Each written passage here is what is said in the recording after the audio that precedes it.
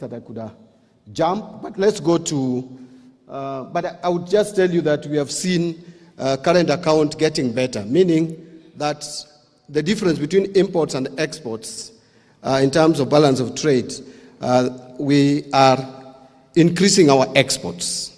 We are also getting more remittances into our economy, although imports have also increased. But now on Forex, again, if I compare 2024, the same period, if we compare June 2024 and June 2025, in June 2024, we had only 3.8 months of import cover. The minimum should be 4 months, but we had 3.8. But the worst is 2022, we were only at 2.3% of import cover, 2.3 times of import cover. Today, we have 11.9 billion US dollars as reserves, which is 5.2 months of import cover, giving us one of the reasons why there is confidence level in the economy from the external players. Exchange rate, again, the shilling was at 160 to the dollar in January 2024. Today, it is averaging 129.3%. Again, this is because of the healthy foreign exchange reserves that we have, managing our liabilities so that there is no threat. In fact, the reason why the shilling almost lost ground is because last year, there was a Eurobond that was maturing in June of $2 billion. And the government had not indicated a strategy of managing that liability. And so, clearly, IMF had predicted that Kenya was going to default. In fact, there were the 6 countries in Africa which were flagged out for possible default: Ghana, Ethiopia, Chad, Mozambique, and Angola. Only Kenya survived. The other 5 defaulted, and the consequences are really dire. Now, I want to show you something here that will interest you. This is the capital market. If you want to know the investor confidence in the economy, you don't listen to what people say, but you get the statistics of what is happening in our capital markets. You can see from August 2020 how the NSE index was. It was worse around November 2023, 2024, coming to 2024 August. Then it has picked up. From August, we are recording almost the best performance of our Nairobi Securities Exchange. What that means is that investors have more confidence in our economy now and investing in the economy. These are the statistics you can go and get. And I'm happy, in fact, we were talking about ODM here, and Juneta Maenda is minority leader. We were talking about ODM here, and we came into government here to help. So you can see from August 2024, it's going up. That is the investor confidence. Again, this is net foreign purchases. You can see August of this year has recorded the highest ever net foreign investment in Kenya. August of this year. So it means if we maintain the tempo, then we are going to get a lot of FDIs, foreign direct investment in Kenya. Now, I want to move quickly. I want to pass the budget performance. That one I can engage members of parliament later on how 2024-25 performed. But you have this information. I can send it to you. These are risks. Again, we have a number of risks. We have what may affect our strategy to manage the economy. Now, I want you to look at this table. This table, I'm very deliberate about it. Why? I want to tell you that we are still not out of the woods yet. And you can see from Now this is, no, this is not the table I want you to look at. I will come to it. This, I was just showing, this table, sorry.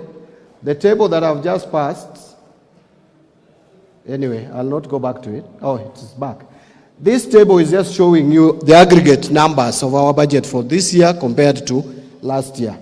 And the deficit is at 4.7%. The table I wanted to show you will come later. I have just demonstrated in terms of sectors. Look at what the percentage of our budget education is taking, 27.6%. But it is still not enough. Capitation is not enough. So it means we have to find ways of making sure we get more resources to finance critical areas. You can see 27% going to education. The second one is public administration and internal relations at 12%. No, there's 21% for energy infrastructure and ICT, and then you can see the others there. These are just numbers. Let me pass the numbers. Let me just go through these numbers. You have them, members of parliament. So I wanted to talk about the shrinking fiscal space. If you check 2010, 2011, we were only collecting 609 billion shillings. You may look at that figure, compare it to what we are collecting today, which is 2,420,000,000, and you think it is kidogo. However, in terms of GDP, we were collecting 17.7% of GDP in terms of ordinary revenue taxes.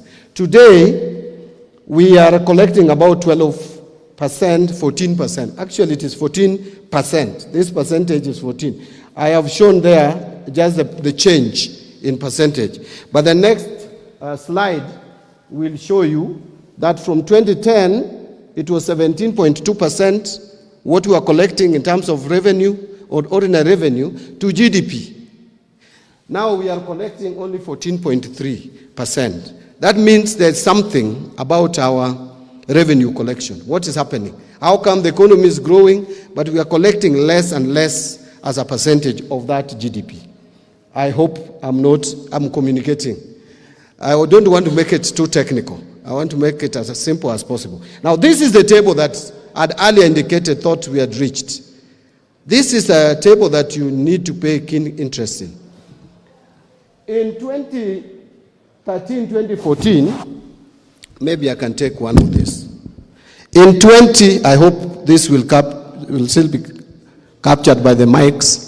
In 2013, 2014, look at consolidated fund services. That is interest payments and pensions. We were paying only 16.4% of ordinary revenue. As a percentage of ordinary revenue was going to consolidated fund services. Today, last financial year, it was at 50% of ordinary revenue. And this year, we are going to spend 48.5%. That's the reality. But look at development budget, which is funded from our domestic taxes. 20.8% in 2013, it has come down to 9.2% today. Meaning now for us to develop as a country, we are largely depending on borrowing. We are not funding our budget, our development budget from our domestic revenue. And that is not healthy. Over-reliance on external financing for development of a country is dangerous. So we must do something to reverse this trend. You can see how it has been, the development budget going down, coming down to 8.8 last year. You can use the excuse of what happened last year, but the trend is not very different, even the previous year and this year. So we must reverse that trend. Something else, recurrent expenditure, no much change. You can see recurrent is not growing so much, although the county equitable share, that is going, the ordinary revenue that is going to counties is shrinking as a percentage. And as a party that stands for devolution, That is also something that should worry us. We were spending 20% in 2013, and are now spending less than 15% of ordinary revenue to support our county government. I hope I'm communicating. Yes. Then this just shows you the same thing that I've talked about. Trend of recurrent spending takes the lion's share of total expenditure. You can see the recurrent expenditure. You can claim that, well, the recurrent expenditure here was 18%. It is at 16% here. But development is not doing better. It's actually doing worse. 6.8, and you come to 3.4. So, and then the county equitable share is taking a percentage, and that is something that we need to look at. Again, this is a repeat of what I've talked about. I don't want to spend much time there. So I've just indicated what we may need to do. That one I don't want to bore you with. That is my work. I will come back to this slide 5.3. And the reforms.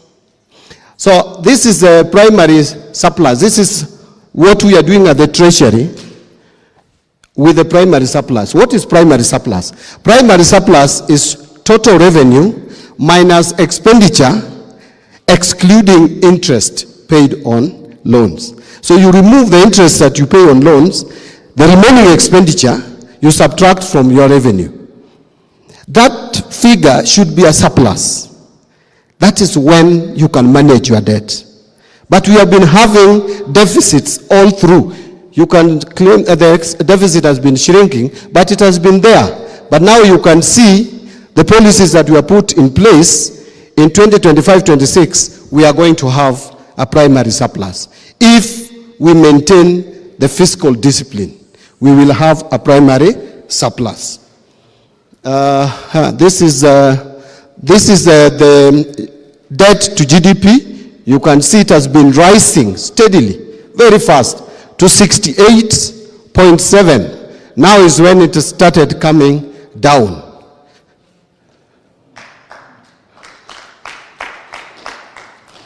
I want to say something about this table, then I combine it with the next one. You can see this is debt maturity or redemption profile. Look at where we are. In fact, just allow me to quickly move there so that I can explain something.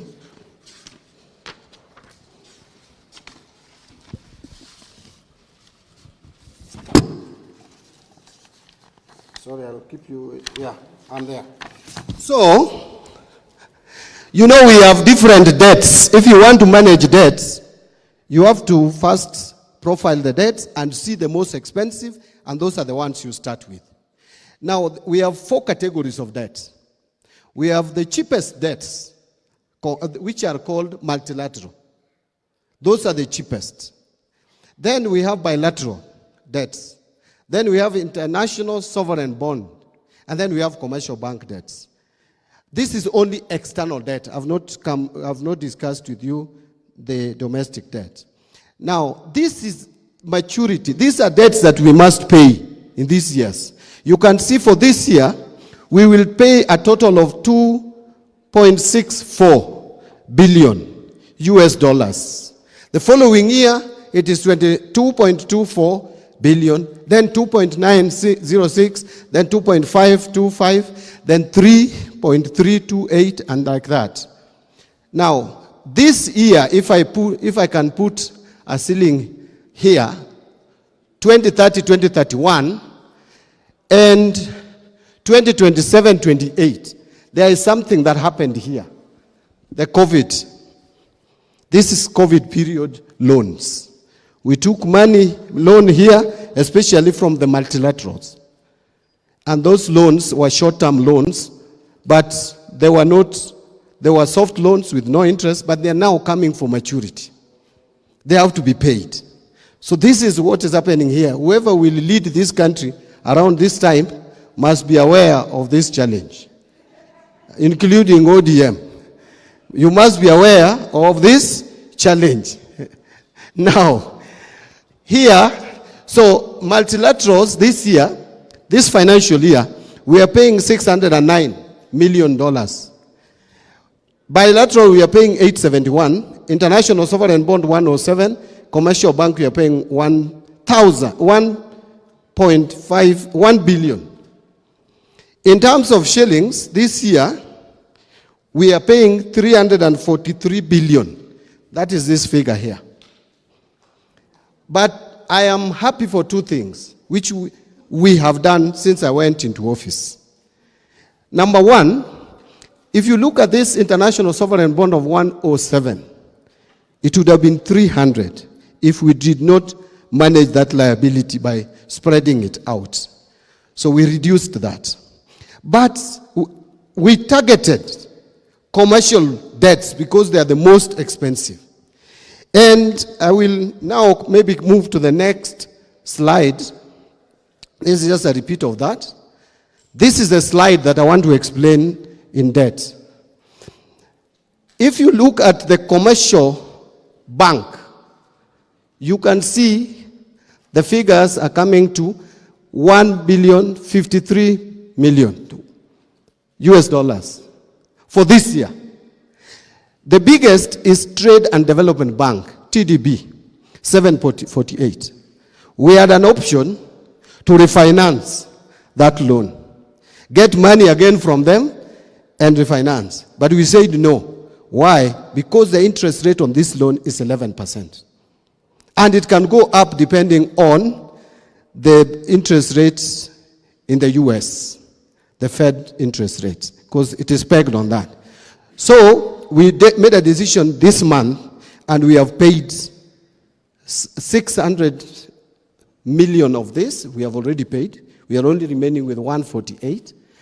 And the moment we are done with this, you can see the payment. The moment we are done with this commercial loan, the moment we are done with it, we are reducing our pressure significantly. Number two, we have managed the liability here. You can see how much we are paying on you. This is the Eurobond, if you like. This one. You can see in 2028 May, we have to pay $1,000 of Eurobond. And then the following year, 500. So what we are doing right now is because the bond yields have come down in the market, and the Kenyan rating has gone up. The yield have come down from over 10% to 8.5. We have decided to liability manage this amount. We are liability managing it at least to 50%. It's still in the market. I don't want to talk about the figures. Lastly, bilateral. Look at the bilateral. Where do you see big figures? China. Out of the 871, China is 515. Redemption. The maturing debt, 515. The next one is US, 123. In fact, US, we are almost clearing with them. After paying their debt for this year, we are done. Now for China, the 515, we have managed to work on a program of conversion. We are working with them on a conversion of that debt, and it's working very well. I want to leave it there. It's working very well and saving us close to 28 billion shillings per year. So, in summary, we have a strategy to manage public debt. Our relationship with the IMF, we are starting or getting into another program soon, which now we are going to negotiate, and the conditions we are going to discuss with them so that those conditions are not harmful to the general public, because again, it would be counterproductive. Moody's rating, Fitch rating, S&P, we have gone up in the rating, and that is because, simple, 1, diaspora remittances have been healthy. 3, our exports have been going up. 2, number 3, is the liability management. And you saw in the S&P rating, they said very clearly that our successful liability management for early this year worked well for Kenya, and that has received a better rating. Now, in conclusion, allow me to just say a few things. As we do all this, for us to be able to manage our debt, public debt very well, there are a few options for financing budget. Option number one is raise taxes. That option is not now available for us. We can only improve efficiency of KRA, but we can't raise taxes. Number two, debt, borrow. That option is also not available. The third option is go for non-debt revenue. Non-debt revenue here, we are going for privatization. The good thing with privatization is that it does not take money away from private sector as taxes would do. Instead, it makes the private sector vibrant. I know people have talked about Kenya Pipeline, that if we sell 65%, we have been getting a lot of revenue from pipeline. We are getting about 3 billion. If you privatize it, the profit of KPC may even triple. May even triple. If you look at the expenditure that KPC incurs, they are making revenue of 30 billion, but with only interest of about 4-5 billion.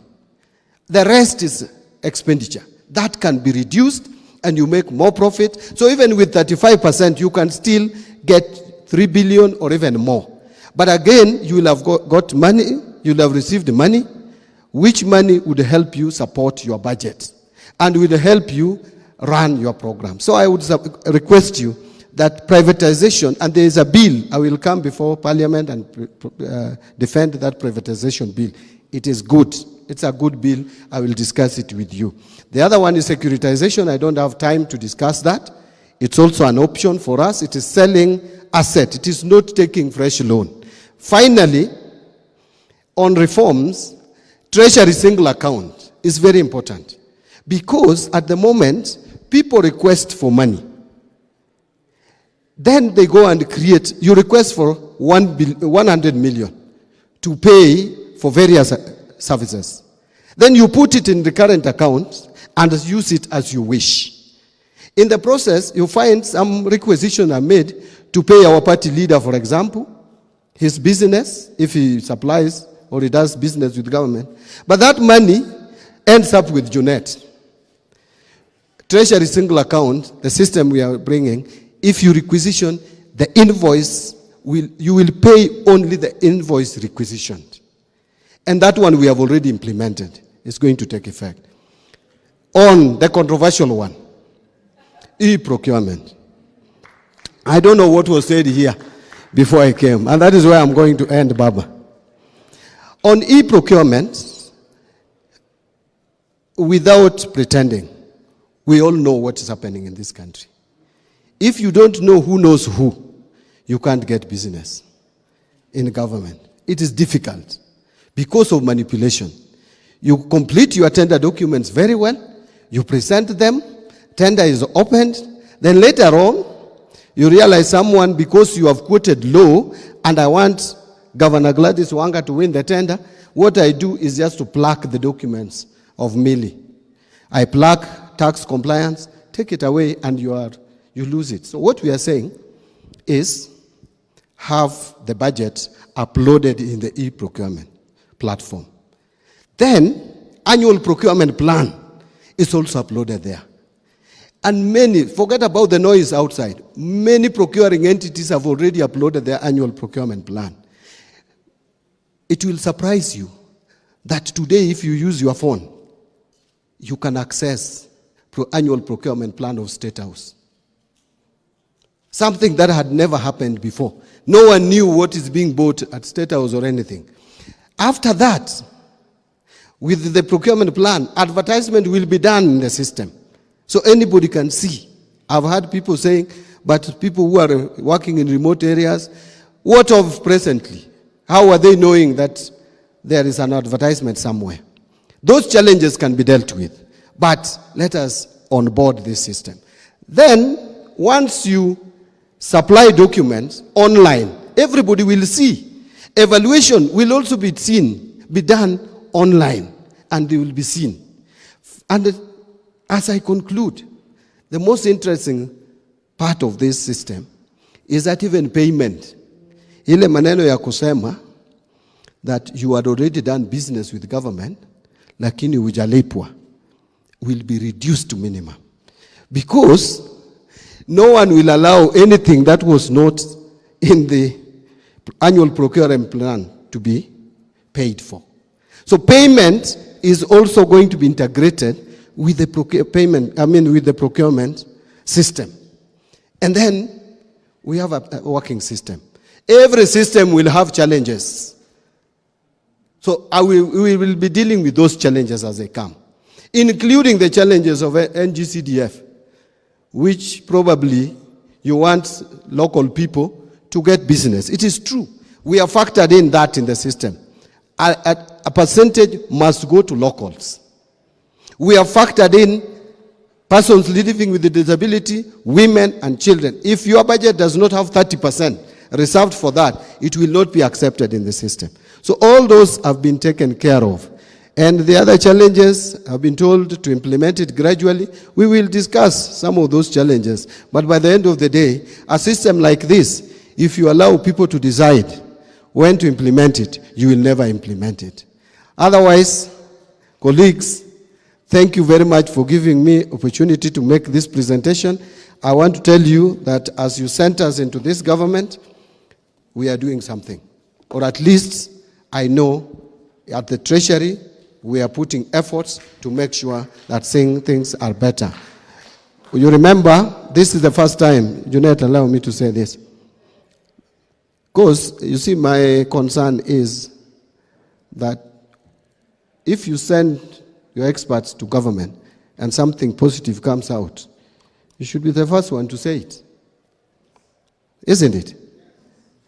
If for the first time since 2013, we have transferred all the money to the counties, all the share of revenue, it's something. It's positive. It is supporting devolution. That is what we have been fighting for.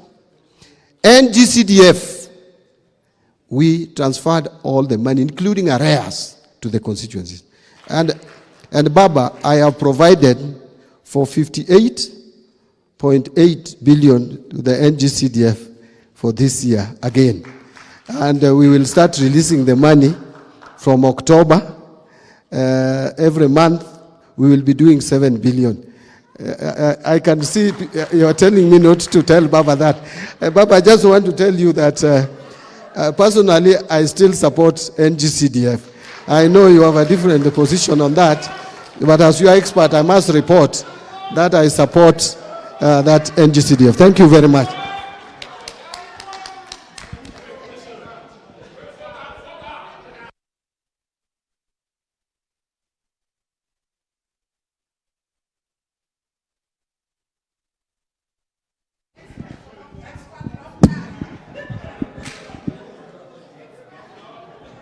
Haya, ODM. Nikisema ODM, mseme tuko tayari. ODM. ODM. Chungwa Nation. Tukutane Mombasa. Chungwa Nation. Thank you very much. Now we have come to the climax of our meeting. Honorable members, I think I can see ODM is vindicated. You've seen the kind of people we have sent to the government. The kind of explanation they have given to our parliamentary group today. You can see the way things are working. Interest rates are coming down. Ratings have gone up in the international standards. Everything is looking up. And also I want to thank the government for being transparent. This is good. Don't hide anything. This is the best way to run a government. When the parliamentary group asks for information, please avail it this way. So when they understand, when they are taken through the numbers, and when they contextualize the issue, then they will support. But if things are hidden, they will not support. So I am very grateful that you've taken your time, CS, to come and explain to our PG, under the chairmanship of our party leader, all the issues pertaining to the economy of this country. So tell when you go back to your government, or the broad-based government, tell them that we are happy, the way you have explained things here, and we will see. But the issue of e-procurement is a very good thing. The only thing members are asking, you come slowly because they are not sure who will be keeping the servers, where the servers will be kept, whether it's in treasury or somewhere else. But anyway, it's a good thing, we will support you. And then the issue of privatization that you have raised, Baba will speak about it, and the issue of securitization, all that, you have explained it very well, and we are happy with it. Now, ladies and gentlemen, because all protocols are not allowed anymore, ladies and gentlemen, can we be upstanding to welcome our party leader, the Right Honorable Raila Odinga. Wapi makofi?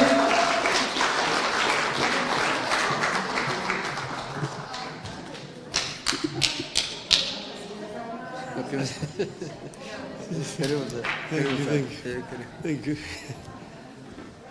Haya. ODM. ODM. Asanteni sana, you may be seated. Today you learned all protocols observed. Hamjambo. Hamjambo tena. Yes, I've sat for too long down here that I'm now a little bit confused. But I think it has been very exciting and also very illuminating to listen to other people talk. I want to thank particularly the two gentlemen you invited here. That is Polycarp Omolo Chilo and Dr. Oscar Otele from the University of Nairobi. I found their contribution very informative indeed, and with a lot of humor and good touch. And I also want to thank everybody else who has contributed in this discussion today. It was a wonderful session. We thought that it is necessary for us, before you go back, to have a PG, because you have not had a PG where you also brought the party leadership to talk to you together. And we felt that we should do it before the end of the year, particularly before we go for the jamboree in Mombasa. So I'm not going to bore you with a very long speech. There's a few things that I put together that I want to say. About a year ago, we got together with the UDA party to help steady the ship of the Kenyan nation that had been hit by extreme turbulence and faced a reality of collapse. Some people may not even know exactly where we were, but because I had a first inside impression of what was happening, we were very much almost on the precipice.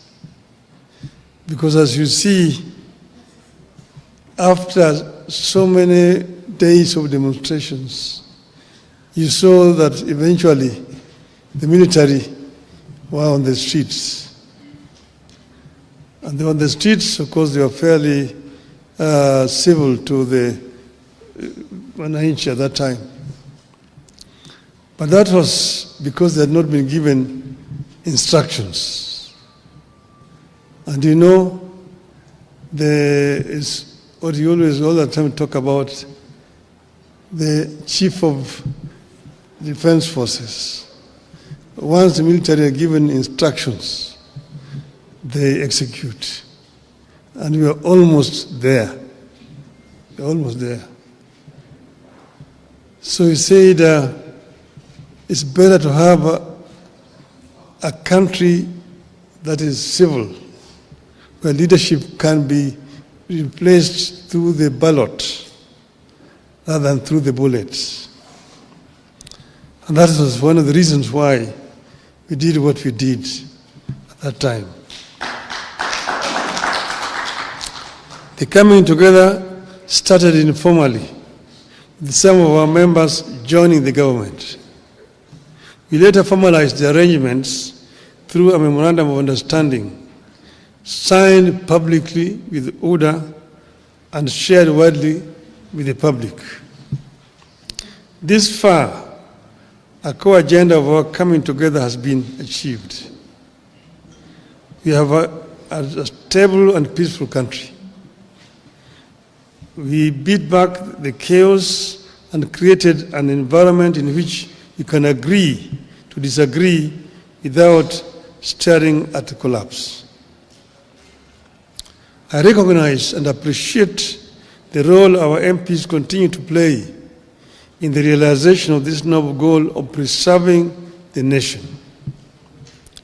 As I've said before, whatever the differences and misgivings we have as parties or leaders, we must have a country first.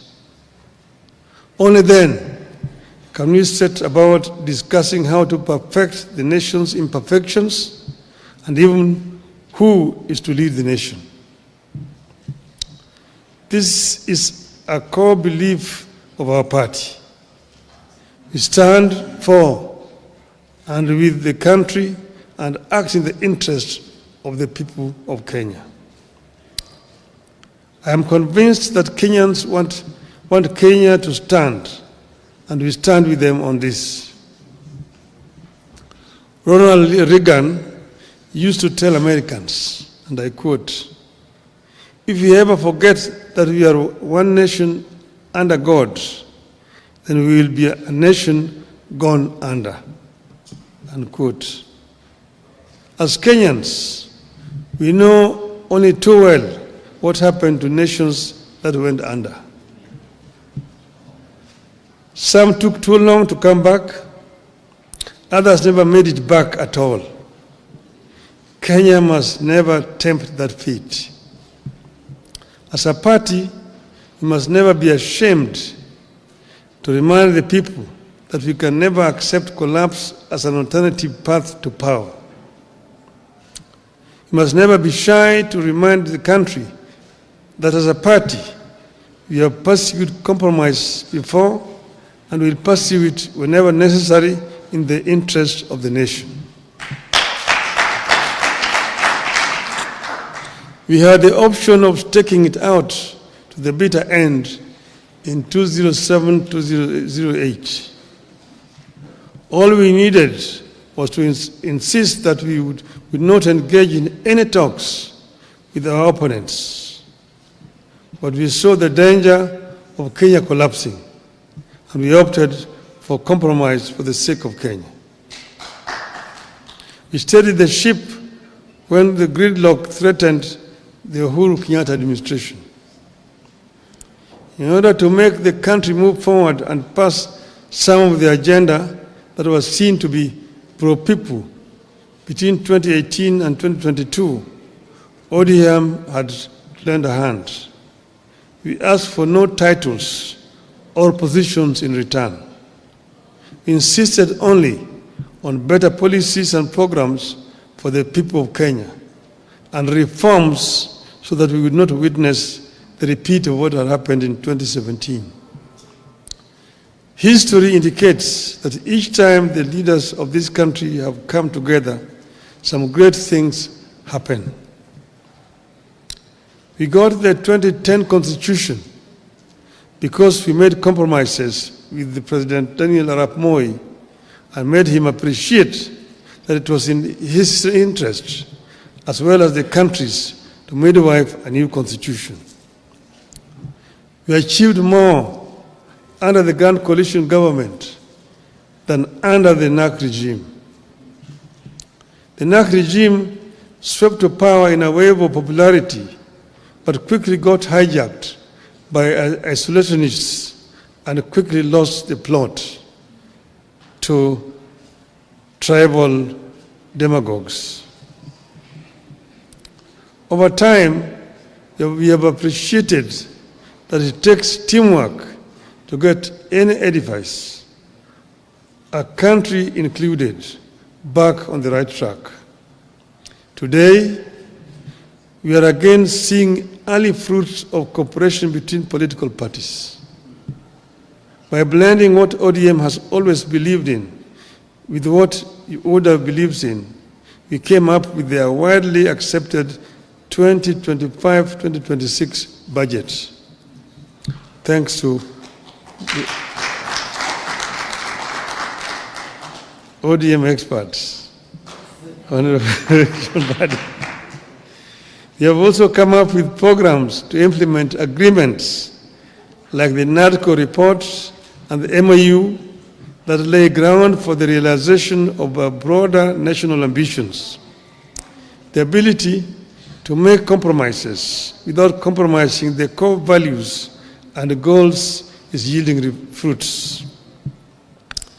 We are not out of the woods yet, but we are in a better place today than at this time in 2024 or this time in 2023.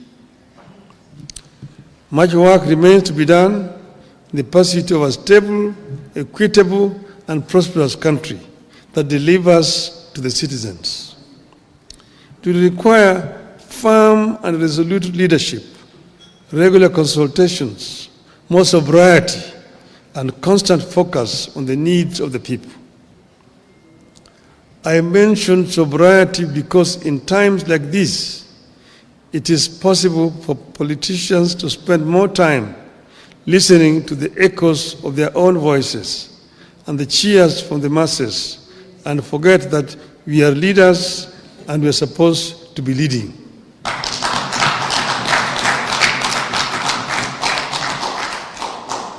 In times like this, it is possible to be lost in competing campaigns or populism and forget that leading means making decisions that may sometimes invite booing instead of cheers. I have been there. I've been cheered and have been booed. I was once set up against the people when I set about clearing the ground for the Thika superhighway and the bypasses around Nairobi. Today, everyone claims credit for Thika superhighway and the bypasses.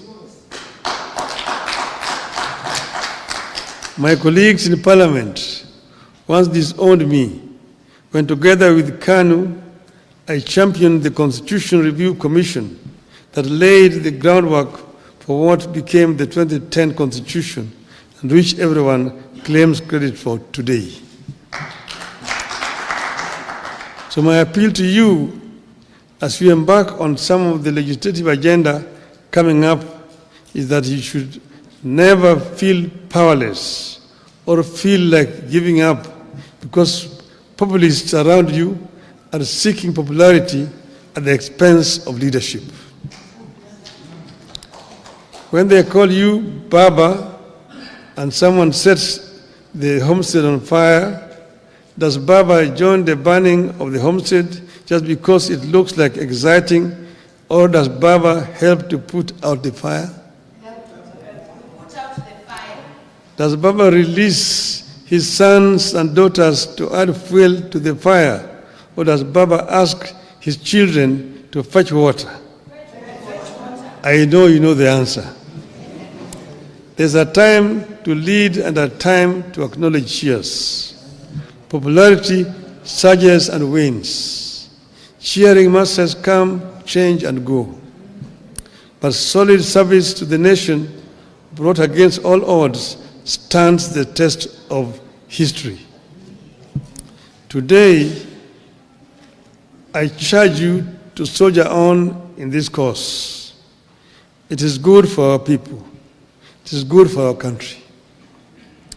If you act out of conviction, if you put the people at the heart of your maneuvers, if you ensure that our actions are in line with our ideals as a party and our aspirations as a country, the lack of history will be on our side. And I've said, as has been said by Dr. Oscar Hotel there, I told you, stand for what is right for the party. And look at what we have signed. And we must remain as ODM. And we've signed and agreed that we will work together up to 2027. We have not passed any resolution as a party to say how we are going to go into the elections of 2027. So wherever you are, don't commit the party to some things which have not been discussed. Let those things be discussed first. We are ODM. Who's told you that ODM will not have a candidate in 2027? Who has told you? So first, think as ODM. We have a clear plan that we have negotiated and we have agreed on, and let us continue to implement that plan. Other decisions we'll take when the time comes. Finally, first, I want to thank Mbadi for bringing out some of the issues. Like he's talked about selling some assets. Kenya Pipeline Corporation. The pipeline is underground from Mombasa through here. Even if you sell it, where is somebody taking it to? It remains very much an asset of Kenya. It is just there on the ground. So somebody want to buy it, buy it. That is what Margaret Thatcher told Britons when the Arabs were coming with petrodollars to buy historical buildings in the UK. She said, even if they buy Buckingham Palace, where are they going to take it? It remains here. Your asset. It's an idle asset. Sell it so that we get money instead of going to borrow. Make money to invest instead of going to borrow here. I want to sell the shares of Safaricom. Why not? Why don't you sell the shares of Safaricom? It just remains here in the country. This is what my friend, the Indian Prime Minister, Mr. Narendra Modi, has done in India. When he invited me to go to Gujarat as chief minister then, I went as a chief guest in what is called a vibrant Gujarat. And there were many people who had been invited from outside India. And I was in a panel discussion with some of the Indian conglomerates, the Tata, Ratan Tata, the Adani groups, and all this together. And we saw how many deals were being signed, people coming to invest in Gujarat. The state of Gujarat is one of the states of India. The economy of Gujarat was growing at the rate of 13% per annum, compared to 5-6% of other states. Gujarat, the population of Gujarat is 60 million people, bigger than Kenya. So I asked Modi, how did you manage to achieve this? He went into his bookshelf and brought me a piece of legislation. He said, this is the secret. This was a PPP law of Gujarat, which he said, make it simple like this. It will attract people to come and invest in your country. Armed with that legislation, I came here and I presented it to the cabinet. And I told him what I saw in Gujarat is something astonishing. We approved the memo in the cabinet. It was then given to the then Minister for Finance, who was acting Mr. Michuki, to go and prepare a cabinet memo. When he took it to the mandarins in the treasury, they manipulated it, changed so many things. By the time they brought it back to the cabinet, it was a different document. I told them, who will come, who will want to risk his capital with these kind of things you put in this law? It was passed and brought to Parliament, passed, no investors came because there were so many restrictions and private capital is risk shy. But when I was there, they took me. They took us. I was in that delegation as a prime minister. I'd gone with the current prime cabinet minister, Mr. Mudavadi. We were with President Ruto at that time, with Chris Obore, who was a minister for public works. I was with a big delegation. We were taken to a place called Mundra, a port, where they had built, Modi had given just land to Adanis, 5,000 hectares of land, marshland near the sea. They drained that land and built a port. So they were using that port to import coal from Indonesia. And they put up a power plant, 4,600 megawatts of power. Then the Tata group followed suit and also built a similar plant, 4,600 megawatts there. So a total of 9,600 megawatts was being generated from that port alone. Our total generation capacity in this country today is not even 3,000. That's from that port. And then they built a railway line, 100 kilometers to join with the national railway system. A sleeping village of 5,000 people rose to become a town of 200,000, eventually now 500,000 people. And investors came to invest in that place. They even built an airport in that place. Okay? Then I can give you so many other examples.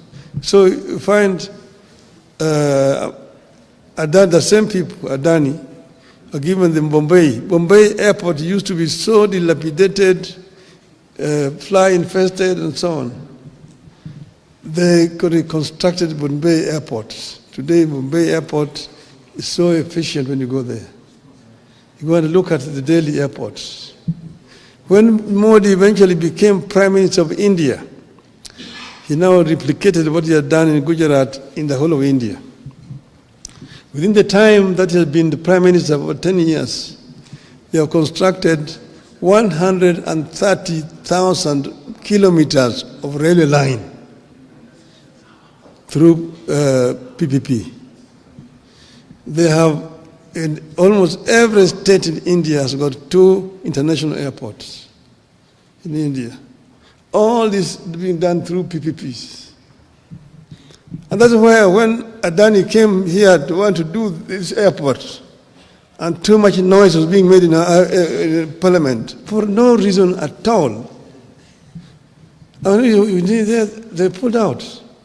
The Red airport is just like here, it is. It is as it is. They are not taking it away. They are bringing their money to do it. They are bringing their money to do it. And they will charge for over 30 years so that they don't charge so highly. That's what would have happened. Now, a similar arrangement is happening in Kigali. So the Qataris are building Kigali International Airport in the same terms like Adani wanted to do here. So Kigali is going to be the hub in this region, no, not Nairobi, because of noise being made by other parties which were also interested in doing what Daniel was supposed to do, and paying people down under the table to make noise every day in the newspapers. Shame on them. Shame on them. We need to wake up as a country, because if we don't wake up, we're going to continue to sleep. There's many opportunities that are available for us as a country. We as ODM must remain ODM and remain focused, because the country needs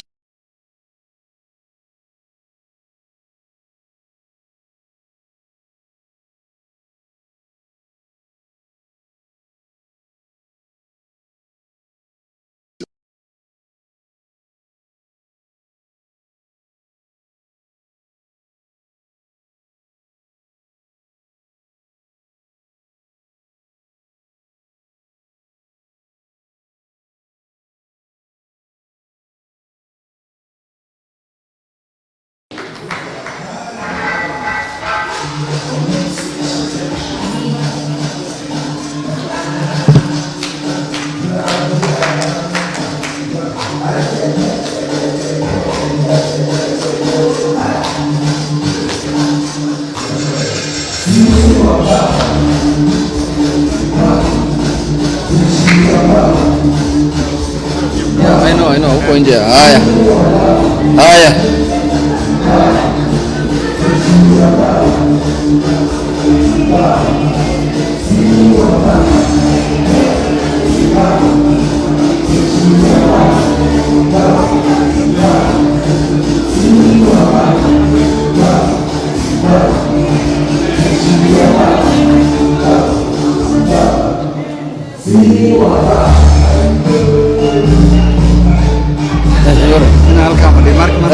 Ogar kasi apa aja? Wah, kalau over dia malah. Ayo. Thank you. Kisah kan mau lah dia nukat.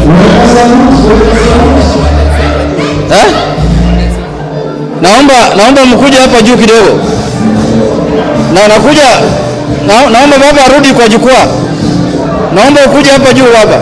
Hapa juu. Hapa ndio pale mchezo. Wacha nichukuliwe kama watu hawajakuja. Yes. Naomba tukuje hapa juu. Odanga umekuja. Haya hapa. Yote hiyo. Wacha ni ofisa hiyo. Kuja hapa. Nimesikia leo mmechapa sio?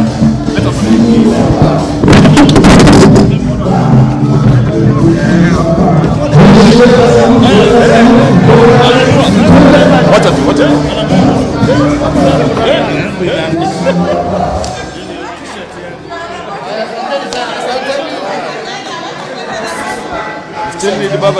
Weka moja tu.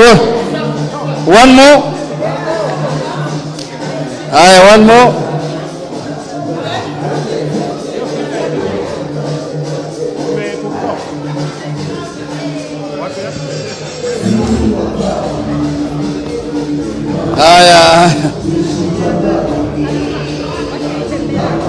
Hiyo ndio ODM 20.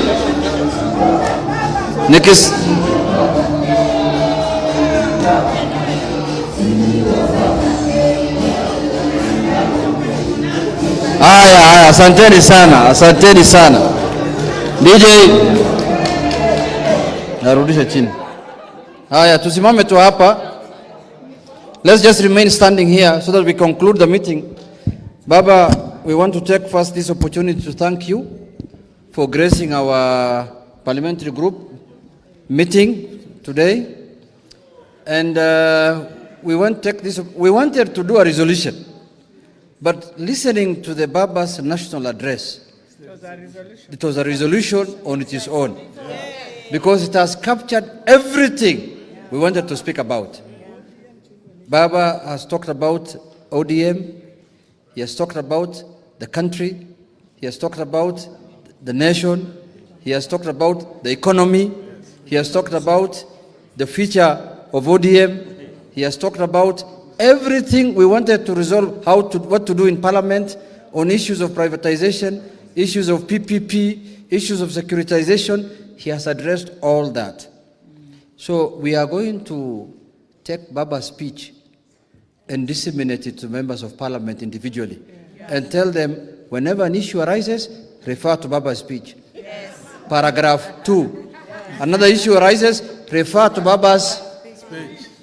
Another issue of economy, refer to Baba's speech. Issue on politics, refer to Baba's speech. Issue on broad-based government, refer to Baba's speech. If you are in doubt, refer to Baba's speech. And if you want to know more, refer to Baba's speech. That is the position we have taken. Because he has captured everything. He has spoken to us about ODM being a distinct party. He has spoken to us with the decision of ODM for 2027. He has spoken to us the economy and parliament and everything. Now we will sing Chungwa Nation, Tukutane Mombasa. Chungwa Nation, Tukutane Mombasa. Chungwa Nation, Tukutane Mombasa. Chungwa Nation. Tukutane Mombasa. Asanteni sana. We are going to have a photo session with the MPs here, then lunch, then we are done. Thank you also the media for giving us the coverage. Asanteni sana. Mungu awabariki. Good leadership.